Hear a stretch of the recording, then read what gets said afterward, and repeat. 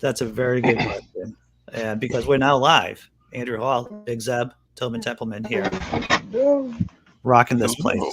That's what we're doing. Tobin's Mm. putting his headphones on. Um, I want. Sorry, I want to ask if that promoted to submarine meme was yours. no, it was somebody else. I lifted it. It is pretty funny. There we There, Yeah, there's go. it is good. there's a And ton of congrats. Well, congrats on the propeller article. I that thought that propeller was article. wonderful. Thank you. Yeah, making fun of Trump without even having to say his name. Oh yeah. That's really good. That's a special sauce right there. That is Mm. special sauce. Cindy Plaza's here. Excellent. Hey, Cindy Plaza. Cindy. Yeah, a little bit of how are you echo guys going doing? on. Might be at your end, Cindy. I don't know. A little bit of Echo. echo. Yeah, just give me a second. All right, sure. Yeah. What I was trying to do with the Moskva story is try to give a historical, all in 10 minutes, which is difficult to do, is try to give a basic review of naval warfare, what's going on in Ukraine, and what does it mean in the future. And of course, talking about a piece of the True Cross too, which I thought was freaking hilarious. That the Moskva would have a so-called piece of the True Cross. So I haven't heard. I only heard that started in one story, and I'm like, oh, I gotta lead with that. That's hilarious. Oh, it's wonderful. And I hope it's continuing to give blessings below the surface of the Oh sea. yeah, right. I don't know. I don't know if I know that's a Catholic thing about doing the cross and everything, but you know. Yeah. I don't hear an Especially on echo, Good so I think Friday. we're good. That was like a Good Friday episode right there. Mm. Lordy. But Yeah, I'm you- amazed at the good information coming out about the war in Ukraine. This is just all good news. It makes me a little scared. Well, it should, to tell you the truth, because there's a real what you don't want to do, right, is to overplay your hand and not to get too cocky about things. How is So yeah, how is it now? what's that? How is it now? Do you still have the echo? No, I don't hear it. I do not hear Great. the echo. No, the echo's gone. Yeah, it looks guardingly good. Guardingly good. I don't know. If that's a real phrase in Ukraine. But once again, the Russians have a history of just throwing as many people as they can, into a conflict. The thing is that how many people do they actually have to do it? How many are they willing to sacrifice? That's another good question. I did a little Googling a while back, trying to find out how many people you need to support one person at the front. How many tanks do you need to support one tank at the front? Because usually there's always some required for maintenance. Oh yeah. And I got very, very different numbers. But, Yep. Sometimes I got like 15 for one person or 8 for one person. And Yep. So I'm not certain at all. In the French army, we had, depending on the type of engagement, it's 5 to 1 up to 10 to 1. Yeah, that's a lot. That's a lot of support you need. Yeah, because you have the food, you have the weapons, you have the ammunitions, you have the vehicles, you have softwares, you have intelligence as well. You have it's a lot. All of that just isn't person power, but it's also money. There's a lot of money that goes to support a traditional army like the Russians are using. And when you have, and it isn't like the Ukrainians don't have costs too, but once again, it's asymmetrical warfare. And if nothing else that we've seen is that small weapons can destroy major weapon systems. And especially if those major weapon systems aren't supported. So like, for an example, with traditional, for lack of a better word, like, blitzkrieg, combined arms, tactics, you would have artillery, aircraft, tanks. So you just wouldn't throw tanks out there alone, right? No. You would have a combined effort with infantry. so that you could sweep through the battle through a zone. But the Russians haven't done that. They've been incapable of mounting that kind of operation because of logistics, partly. I wonder if that they couldn't afford or just didn't have the resources to support their troops, which is why when the gas trucks were getting targeted, they couldn't back it up with more. Well, Yeah, I'm they only. surprised. Well, go ahead, I'm Toby. surprised we don't see any drones or anything like that. Like, I don't hear anything about that. They're still using old school stuff. The Ukrainians have gotten a variety of drones from the U.S. as well as Turkey. They're these suicide drones that basically, they're like kamikazes. Basically, they're drones with some kind of bomb on it, and they just slam into. And those are really inexpensive weapons too, I should add. So supposedly, from what I heard, is that there was a drone distracting the cruiser, the Moskva. And then that's when the missiles hit. That's when the two Neptune missiles hit. Yeah. Yeah, but I think the answer to that question is in that video we were talking about in the chat earlier, below the fifth column. Uh-huh. If you expect some of you people on the ground when you attack, then you act differently than if you think you'll have a strong position. And the fact that Putin was fed disinformation from his own people, telling that there were people favorable to Putin on the ground in Ukraine, then yeah, I think that's doesn't surprise me at all. I have to tell you, yeah. Anyone, especially Putin, right? Putin supposedly knows his history. Anyone who knows anything about the top three reasons why military invasions go sideways, why they don't, it's underestimation of the opposing side. It's the assumption that the native population is going to support you. Those are like two huge, like that's like number one and number two. They might be just in one. I don't know. But it doesn't matter. If everyone was telling him, don't worry, boss, we only need 3 days worth of supplies, right? Oh. That's all we need. It's like, and this is what's so astoundingly stupid about the Russians, is this is exactly why so many invasions of Russia failed, is because the opposing forces didn't have enough supplies. The opposing forces were undermanned. It's an astounding, and it reflects directly on the leadership of Vladimir Putin too. I wonder how this war would have been different if you could report honestly to your superiors, things aren't going well, this isn't working, and go all the way to the top without the sort of repercussions they currently fear.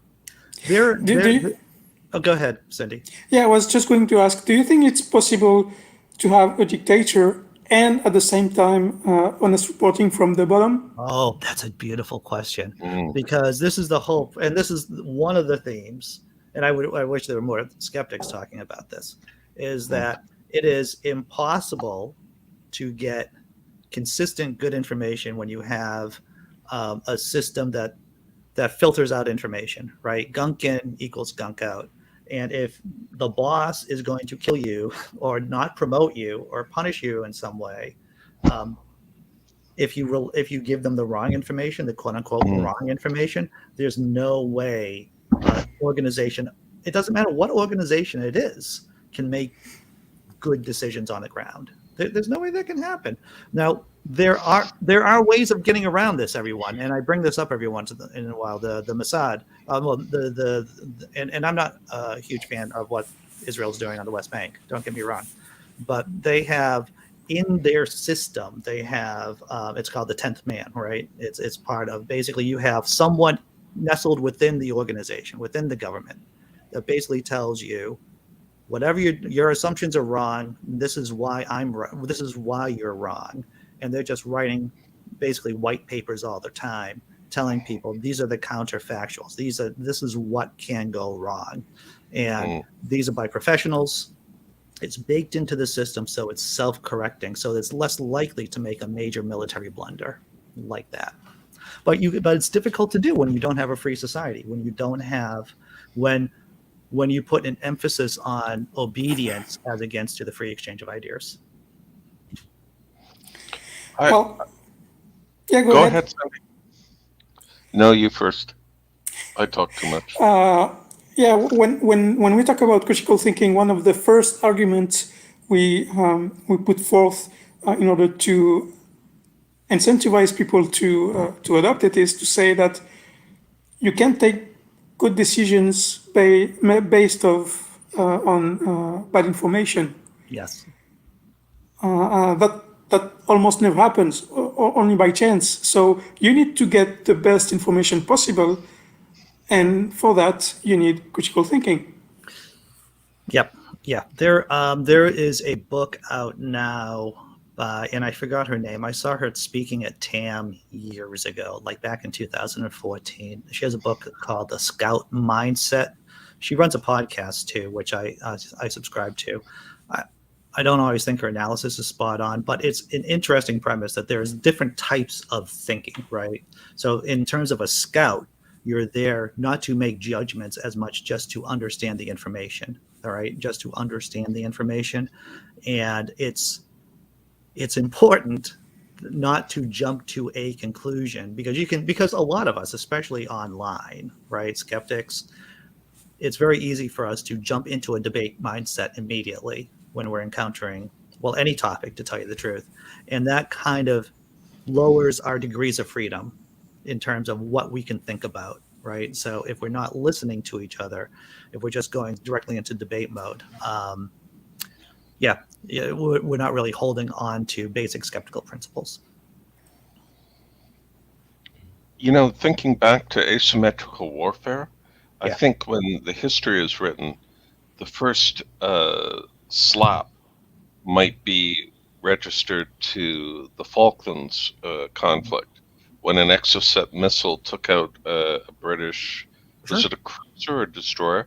Also, they had an aluminum deck, which actually melted after the missile hit. So, there's a lot of, like just before World War I and after World War I, there was a premium on battleships, on very large ships with really big guns. And of course, in World War II, there were no battleship on battleship. Battleships were not that important in that conflict, but yet countries spent millions on them and wasted a lot of money. It turned out to be the aircraft carrier that was the most important weapon system on the ocean. But those are the lessons that people are hopefully learning out of this, is that if you don't use these really expensive weapon systems correctly, they're just gonna vanish like that. They can just vanish like that. And then next time you hear about it is whenever it's getting sunk to the bottom of an ocean floor with a piece of cross on it. You're right there, because this is how you find out that it's for everyone to see. The internet is littered with tanks being destroyed by Javelin missiles, the Moskva being sunk to the bottom of the sea, of helicopters being shot out of the sky with Stinger missiles. Once again, the Russians don't have the economy to keep doing this. They just don't. And of course, now, even if you could replace them, would you want to? What would you want instead? Yeah. Everything. You want to say something, Cindy? I'm about to go. I'm just feeling really hot on this. I just been really hot. Yeah, me too. But it's just to explain that ever since we started conflicts as humans, we try to find a better weapon to pass the best defense, and so we're escalating like that. But when you're trying to develop a new weapon system to counter the best defense system, you cannot have an attack system that is effective against all previous versions.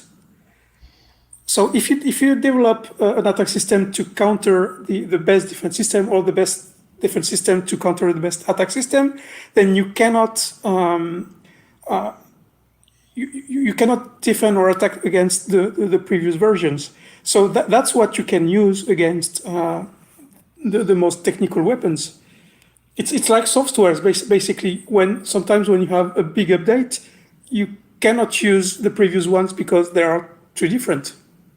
No, that's interesting, right? Is that, yeah, the technology can get to a point that it doesn't really mesh with the other forces. Huh. What's up, Theo? Happy in Switzerland, that's what you are. The whole country is a freaking fortress in Switzerland.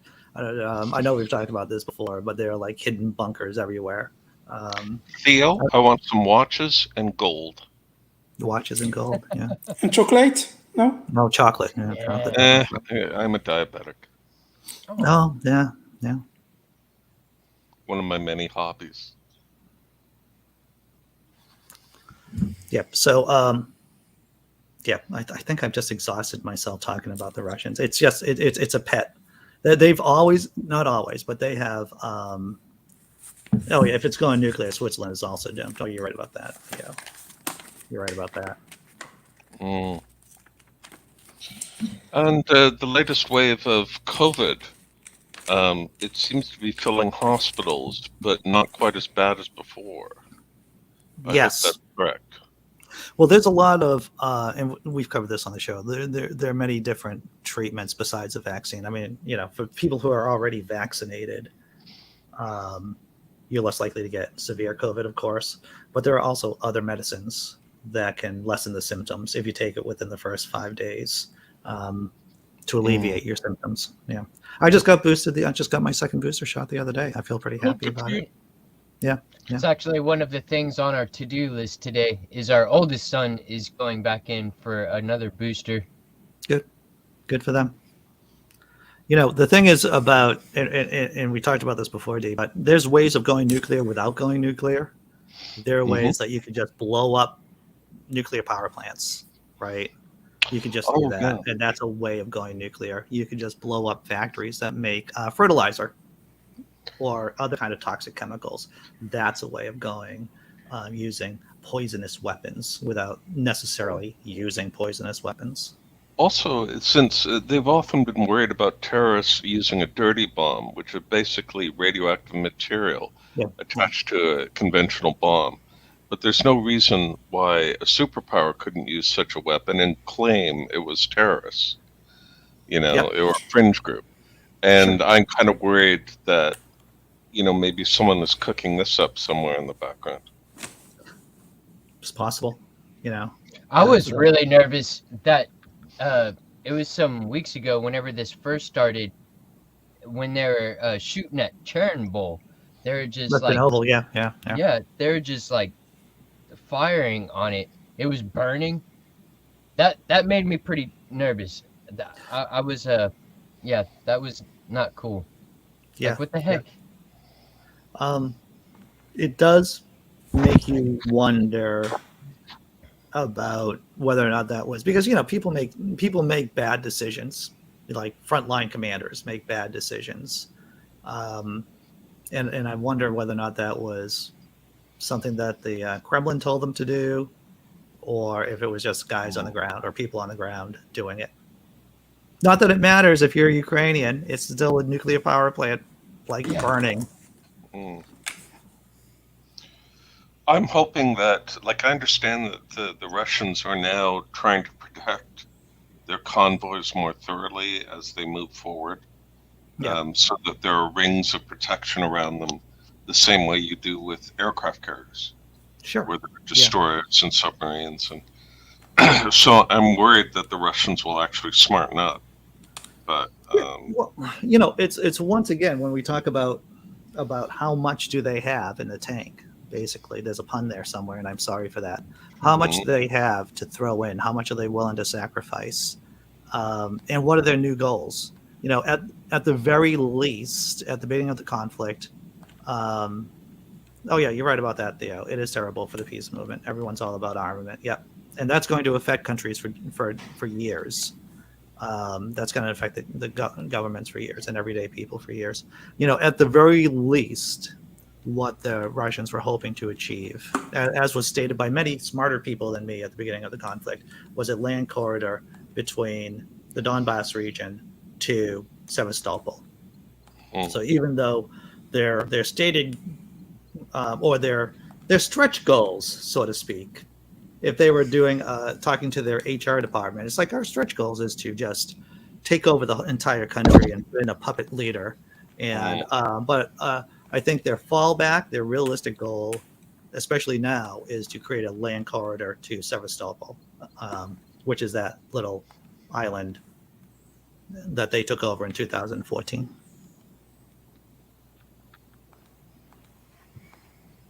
Yeah. So we'll see what happens. I mean, if they can't do that, then they'll just take over the rest of the Donbass region, and we'll see. And maybe it'll be one of those frozen conflicts. Maybe, because let's not forget, before this current invasion, there was still a conflict between separatists and the Ukrainian government in the Donbass, right? So, of course, separatists are quotes. What's that? Separatists would be in air quotes. They're just rushing to cross the border with weapons. Exactly. So we could easily, like in, I don't know, whenever the current Russian invasion is over, it might just be, it's never really over. It's just another frozen conflict. And another thing that we haven't talked about is mud. Bad infrastructure, bad roads, and this is mud season over there. And why did the Russians choose this season? Well, they didn't. They wanted it to be done in 3 days. I'm rubbing my nose. I'm rubbing that section in my head right now. They were trying. They were thinking it was going to be done. It's just like how the Nazis thought they would be done by the winter. The Nazis thought that they would be done, very quickly. Another 6-week war, basically, just like they did in France. The Russians thought they'd be done in 3 days, 5 days. The reason why they didn't start earlier. This is the theory, the typical theory, is that the Chinese asked them not to F up the Olympics. So this is why the Russians waited and then invaded, because they wanted to get the whole thing done between the end of the Olympics and mud season. Well, they waited until the Olympics are over, but now they're knee deep in mud season. And apparently it's famous over there, and they have a special name for it because it's just mud everywhere. Mud everywhere. Yeah. Huh. International politics is so gridlocked on I got the bigger one, and national politics on oppressing minorities and separatists. Yeah, it's all. Yeah, it's important to point out that even though there's these international pressures going on, there's still, of course, anti-democratic forces within the EU, like in Hungary. Here in the States, there was an attempt, I was going to cover this coup attempt, or this attempt at a violent revolution in Germany by anti-COVID forces, right? I don't know if you saw that in the news recently, but the German government basically snatched up a bunch of people wanting to do some kind of junta, some kind of revolution in Germany. And these were anti-COVID people. Oh my God. Yeah. So, and that's my cat wanting to come in here. The vacuum cleaner's on, everyone. The vacuum cleaner. I'm an anti-COVID person. I do not fucking want that shit. Yes. Well, let's bring in Biscuit. We got to see Biscuit. My bad. That's okay. Yeah, okay. I'll see if the cat wants to come in. I'll be right back, everyone. Yeah. So, Cindy, how long were you in the armed forces? 20 years. 20 years. Holy jumping. Sorry, we must seem very naive when we ask questions about... No, not at all. And you would be wrong to consider me an expert on this, because I was a technician in the army, so I wasn't part of all the commandment or the soldier part of the army. So I don't know much more than you guys. So. Well, I still something about being connected inside of a larger. I think there's insight there. that we can only guess at. Oh, by the way, we now have proof that Biscuit exists. Biscuit did still see exists. Yes, Yeah. yes, Biscuit is here. Yeah, She looks like a blonde ginger. she's a ginger. I think that might have been the lighting that made her more blonde. Oh, okay. But now she's like licking herself to get my humanness off her right now. Mm. That's what she's doing. Cat yoga. Cat yoga. Yeah, yeah. Mhm. So I just want to let everyone know that I'm going to be in Chicago on Monday and Tuesday. So I will not be here. I'm doing college tour stuff with my kid, and so I am leaving on a plane tomorrow morning and jetting off. And We've So you're already made it to leaving on a Friday? jet plane. I'm leaving on Don't jet. know when you'll be back again. That's right. So hopefully I will still be blogging. I'll still be telling crappy jokes on Only Sky. Mm. But really doing videos in a hotel room, that's not really possible. Mm. Hey, Yeah. don't forget to share the latest Propeller article on Facebook or Twitter or wherever you hang out. I am religious in promoting my crappy material, my crappy jokes on. Oh, I meant that for the rest of us. Oh, okay, yeah. You know, is that a kettle I hear? I think that's a vacuum cleaner. Oh, okay, It's a motorbike. a motorbike. Mm. Oh, we do. The girlfriend's here. Hello, We know girlfriend. when we'll be back again. Exactly, we do know. That's right, Deep Parks. We're doing Chicago. Should be a good time. Mm. Yeah, what is it Chicago's famous for? Deep dish pizza and hot dogs or chili dogs? We are going to go to see a Second City show. Second City is an improv troupe. Yes, And wonderful. it's going to be a lot of fun. I'm looking forward to it. It's my kid's first time seeing improv.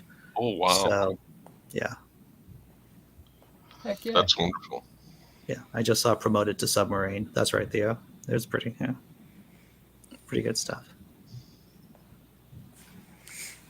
All right, are we wrapping up here? I think I'm done, dudes. I think I'm done Yeah. because I think I just emitted everything. I just did that. So does anyone have anything coming up for this weekend? I feel like I've just been talking a lot. I'm still trying to wrap my brain around. It's Friday right now. We're going into the weekend. I get Yes. to go on Tang on the 27th. Good. Me and Kendra will be hanging out over there, but that's a little while away. Okay. I'm gonna re-release a song. It's one I previously put out, but I really did not like the mix, and I didn't like the video, and I made some changes here recently, so I'm going to re-upload. And yeah, that's all I got to say. Mm. You got anything going on, Cindy? Yeah. This afternoon for you, I have a show on my channel. I'll talk about what is gender, and because recently I've seen a lot of can I be an octopus, or why can't I be a frog or something like that, and I will explain why this is such a stupid question. And tomorrow we have a show about our pets on the PSF network, the Women Atheist Unload channel. So that's going to be fun as well. That's yeah. good. Yeah. That question, why can't I be an octopus? That is just it's Jesus, that's offensive. it's funny how once again it's just stupid. That's all I'm going to say. It's a stupid and mean question, and it's funny how often those two traits are linked together. Yeah, I would ask them if they can prove they aren't an octopus, and maybe they're an octopus right now and don't even know it. And why bother interviewing one? And then hang up on them. On that note, everyone, we're out. I'll see you next Wednesday. It'll be real. Shamala. Shamala. Bye.